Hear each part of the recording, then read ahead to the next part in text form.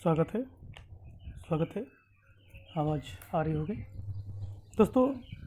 इससे पहले वीडियो था असम में बाढ़ क्यों होती है, क्या कारण है, ये मैंने समझाया था और कुछ ब्रह्मपुत्र नदी और उसकी सहायक नदियों के बारे में बताया था। आज का टॉपिक है बिहार में हर साल बाढ़ क्यों आती है, क्यों वहाँ पर क्यों बिहार इंडस्ट्रियल एरिया क्यों नहीं बन पा रहा है और क्या वजह है बाढ़ के आने से और हर साल क्यों आती है और उसके लिए जिम्मेदार नदी कौन सी है और किस तरह से ये प्रभावित करती है। एक आसान भाषा में बताने की कोशिश करूँगा और कुछ गंगा नदी के बारे में भी बताऊँगा और उसकी सहायक नदियों के बारे में भी बताऊँगा। फ़िलहाल मैं एक वीडियो आपको बनाऊँगा कि आप भारत की जो जितने भी नदियाँ हैं इनके बारे में कवर कर सकूँ, ठीक है। तो दोस्तों मैंने फ़िलहाल आपको बता दिया है कि मेरे जो वीडियो आ रहे हैं वो असम और बिहार चैरिटी वीडियो से आ रहे हैं, तो प्लीज़ आपके सहयोग की बहुत ज़रूरत है। तो प्लीज़ वीडियो को लाइक और शेयर ज़रूर कीजिए, चैनल को सब्सक्राइब कीजिए। दोस्तों बिहार में हर साल बाढ़ क्यों आती है, सबसे खतरनाक नदी कौन सी है और क्या कारण है, दोस्तों ये टॉपिक है। फ़िलहाल मैं बात करूँगा सबसे पहले तो बताऊँगा गंगा नदी, ठीक, गंगा नदी तंत्र, ठीक है। भारत में सबसे बड़ा नदी तंत्र गंगा नदी तंत्र है। भारत में सबसे बड़ा जल ग्रहण क्षेत्र यानी कि जल ग्रहण करने वाला क्षेत्र यानी सबसे ज़्यादा एरिया कवर करता है वो है नदी, गंगा नदी, ठीक है। गंगा नदी का काफ़ी लंबी दूरी भी है और काफ़ी ज़्यादा जल ग्रहण करता भी है। गंगा नदी भारत और बांग्लादेश से होकर बहती है, आपको जैसे मैंने बताया था। एक मुख्य नदी है तथा ये भारत की और इसकी अनेक सहायक नदियाँ मिलकर एक नदी तंत्र का निर्माण करती हैं, जैसे कि ब्रह्मपुत्र की सहायक नदियाँ मिलकर एक ब्रह्मपुत्र नदी तंत्र, ठीक है, निर्माण करती हैं। गंगा नदी का निर्माण उत्तराखंड में दो धाराओं भागीरथी और अलकनंदा के मिलने से होता है, ठीक है। कहाँ मिलती है? देवप्रयाग में, ठीक। भागीरथी नदी उत्तराखंड में उत्तरकाशी जिले में गौमुख के निकट गंगोत्री ग्लेशियर से निकलती है। अलकनंदा नदी सतोपंत ग्लेशियर से निकलती हैं और दोनों आकर देवप्रयाग में मिलकर होती हैं। तो इन दोनों की अलकनंदा और भागीरथी की देवप्रयाग में संयुक्त धारा गंगा कहलाती है, ठीक है। अलकनंदा में भी दो धाराओं का मिलन होता है, इनमें धौली गंगा और विष्णु गंगा जो अलकनंदा में आकर मिलती हैं। धौली गंगा तथा विष्णु गंगा नदी संतोपत हिमानी से निकलती हैं और विष्णु प्रयाग में एक दूसरे से मिल जाती हैं। अलकनंदा नदी का निर्माण करती हैं, ठीक है, अलकनंदा का निर्माण करती हैं। अलकनंदा नदी से आगे कर्णप्रयाग में पिंडार नदी आकर मिलती है और कर्णप्रयाग के आगे रुद्रप्रयाग में अलकनंदा नदी से मंदाकिनी नदी आकर मिलती है। रुद्रप्रयाग से आगे चलने पर अलकनंदा नदी में भागीरथी नदी आकर मिलती है और दोनों की संयुक्त धाराएं गंगा नदी कहलाती हैं।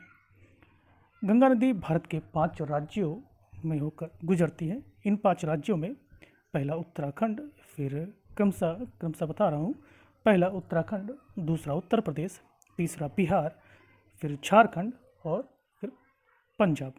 गंगा नदी 5 राज्यों में जो मैंने आपको नाम बताया, ठीक है। फिर यह पश्चिम बंगाल से बांग्लादेश में प्रवेश करती है।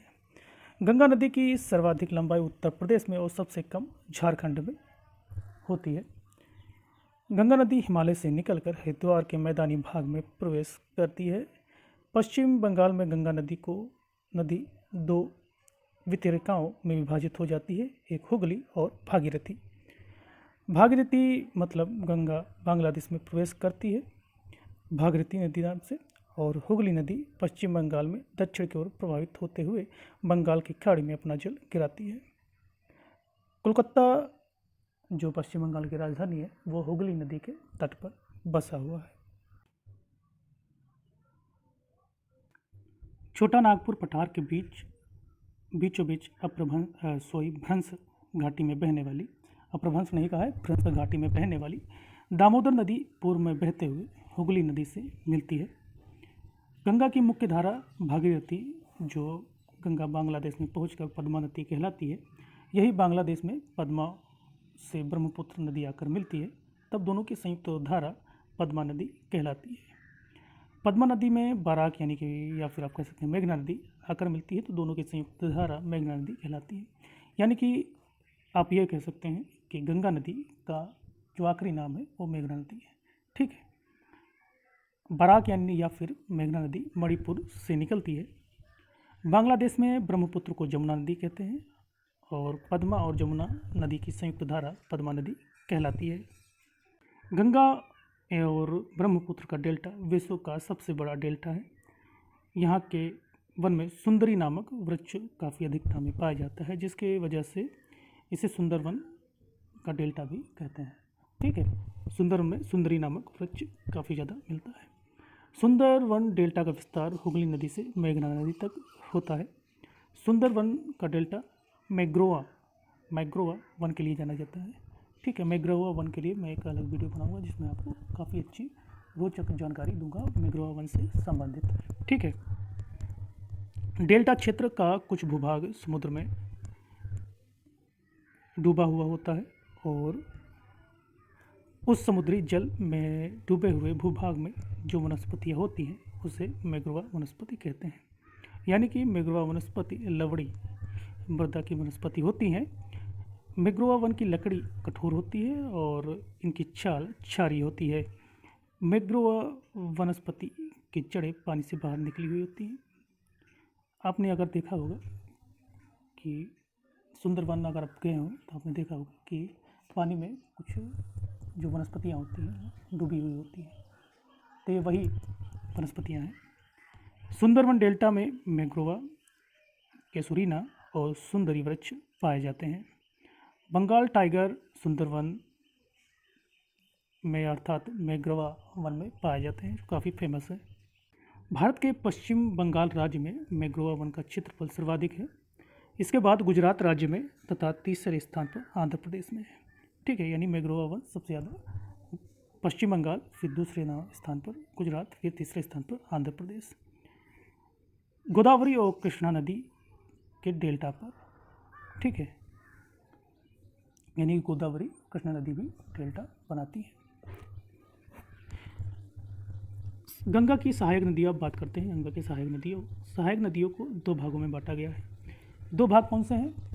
बाएं तट पर आकर मिलने वाली नदियाँ और दाएं तट पर आकर मिलने वाली नदियाँ। गंगा के दाएं तट पर मिलने वाली नदियाँ गंगा के दाहिने तट पर आकर मिलने वाली नदियों में मुख्य रूप से प्रायद्वीपीय पठार की नदियाँ होती हैं। यमुना गंगा एक मात्र हिमालय की सहायक नदियाँ है जो गंगा के दाहिने तट पर आकर मिलती है। और इसके अलावा यमुना, चंबल, सिंध, बेतवा, केन, टोंस, सोन पश्चिम से पूर्व की ओर मिलने वाली नदियाँ हैं। यमुना नदी गंगा की सबसे लंबी सहायक नदी है। यमुना नदी उत्तराखंड के बंदरपूंछ चोटी पर यमुनोत्री ग्लेशियर से निकलती है और प्रयाग में गंगा नदी से मिल जाती है। नदी की लंबाई 1365 किलोमीटर। चंबल, सिंध, बेतवा, केन नदियाँ गंगा नदी तंत्र का ही हिस्सा हैं, लेकिन यह नदियाँ सीधे अपना जल गंगा नदी में नहीं गिराती, ये अपना जल यमुना नदी में गिराती है, फिर यही जल गंगा नदी में आकर मिलता है। चंबल यमुना की सबसे बड़ी सहायक नदी है। चंबल, सिंध, बेतवा नदियाँ प्रायद्वीपीय पठार के अंतर्गत मालवा पठार से निकलती हैं। टोंस और सोन नदी प्रायद्वीप पठार से निकलकर सीधे अपना जल गंगा में गिराती है। टोंस नदी इलाहाबाद जिले में गंगा नदी से मिलती है। सोन नदी मैकाल पहाड़ी से पर अमरकंटक चोटी से निकलकर पटना के समीप गंगा नदी में मिलती हैं। बाएं तट पर आकर मिलने वाली सहायक नदियों में यमुना को छोड़कर गंगा के अन्य हिमालय की सहायक नदियों में को गंगा के बाएं तट पर आकर मिलने वाली नदियों में बांटा गया है। पश्चिम से पूर्व कर आकर मिलने वाली यानी कि हिमालय से निकलकर गंगा में मिलने वाली नदियों में रामगंगा, गोमती, घाघरा, गंडक, कोसी और महानदी। रामगंगा, गोमती, घाघरा उत्तर प्रदेश में प्रवाहित होती है, जबकि गंडक, कोसी नदी बिहार में प्रवाहित होती है। तो सबसे बड़ी बात मैं बता दूं, कोसी नदी का ये पॉइंट काफ़ी इम्पोर्टेंट है। ठीक है, कोसी नदी नेपाल में हिमालय से निकलती है, जो गोसा इथान शिखर के उत्तर से इसका उद्गम स्थान है। बिहार के भीमनगर के रास्ते से भारत में प्रवेश करती है और राजमहल के निकट गंगा में मिलती है। दोस्तों, इसे बिहार का शोक भी कहा जाता है, यानी कि ये बिहार का अभिशाप। ये अपना रास्ता बदलने में काफ़ी माहिर है। क्यों बदलती है? क्योंकि भाई जिस एरिया से आती है काफ़ी तेज़ गति से, क्योंकि ऊंचाई से नीचे की ओर आती है, तो इसकी गति तेज़ होती है। इसी तेज़ गति में यह पहाड़ों चट्टानों को काटती हुई और अपने साथ बहुत सारी मिट्टी, गाद, कीचड़ लाकर जमा करती है। जब ये जमा करती है तो आपने देखा होगा कि जब नदियों में ज़्यादा मिट्टी आती है तो नदी के बीचों बीच में एक टापू सा एक मिट्टी जम जाती है और नदी की धारा बदल जाती है। यही इतनी ज़्यादा मिट्टी लाती है। तो मैं आप कहूँ कि अगर मैं कहूँ तो करीब 2.2 यानी 2.2 मिलियन टन ये कीचड़ एक दिन में इकट्ठा करती है। अगर मैं कहूँ तो साधारण भाषा में करीब इतना कीचड़, करीब 1 लाख से ज़्यादा ट्रक का उपयोग किया जाए तो इतना कीचड़ एक दिन में जितना लाती है, करीब 1 लाख ट्रक उसे साफ़ करने में लगेगा।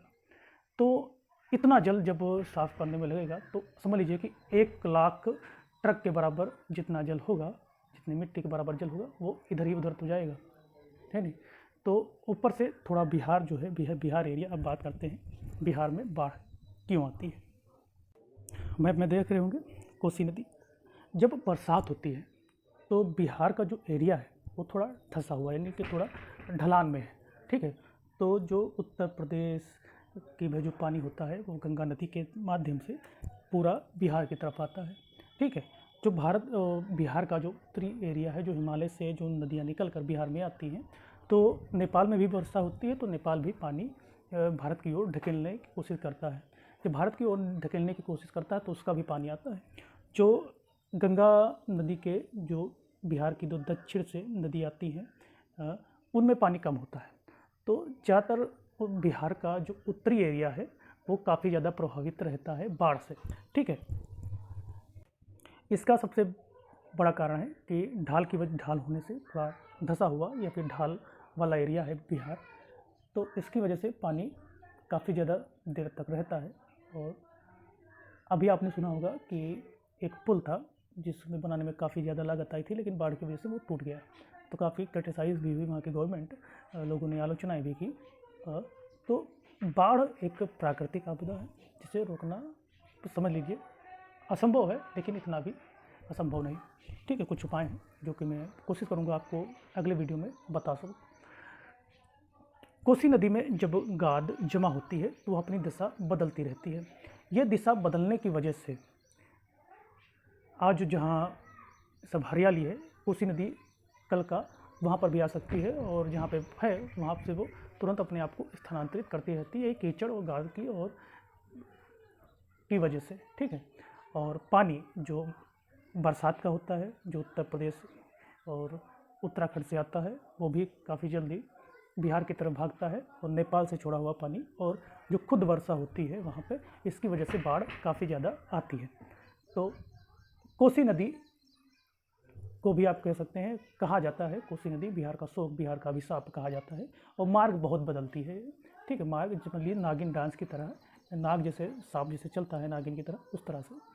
और आप देखते होंगे मैप में उसकी दिशा, नदी की, कोसी नदी की दिशा बदलती रहती है अपडेटेड मैप पे। गंगा नदी का भी पानी आता है, तो बिहार में सबसे ज़्यादा प्रभावित करने वाली नदियों में अगर कहें तो कोसी नदी कही जाती है। ठीक है, तो दोस्तों मैंने पूरी कोशिश की है कि आपको पूरी तरह से अच्छी जानकारी दे सकूं। वीडियो को लाइक ज़रूर कीजिए, शेयर को जरूर कीजिएगा, और कोशिश करूंगा कि आपको ब्रह्मपुत्र नदी, हिमालयी नदियाँ और पश्चिमी पठार की नदियाँ और ब्रह्मपुत्र नदी तंत्र, सारी भारत की जितनी भी नदियाँ हैं उनके बारे में एक अलग से वीडियो बनाकर आपको बता सकूँ। ऐसा मैं पूरी तरह से कोशिश करूँगा कि बहुत इंपॉर्टेंट रहती हैं नदियाँ। उसके बाद मैं कोशिश करूँगा जियोग्राफी के जो अन्य चैप्टर हैं वो कंप्लीट कर सकूँ।